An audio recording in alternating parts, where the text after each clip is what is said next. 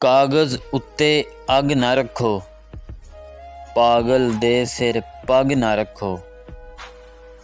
मेरी मन्नो कदे भी सजणो, मेरी मन्नो कदे भी सजणो। घर दा राखा ठग ना रखो, चोरां दे नाल रल जावे जो।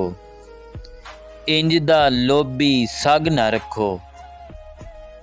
मेरी भुखे इक्को मुखड़ा, मेरी भुखे इक्को मुखड़ा। मेरे अगे वग ना रखो, हंझू अपने पी लांगा मैं। भर के पानी जग ना रखो, कच्चा होवे कन्ना दा जो।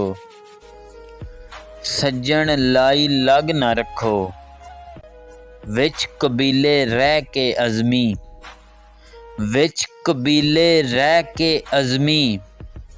अपना आप अलग ना रखो।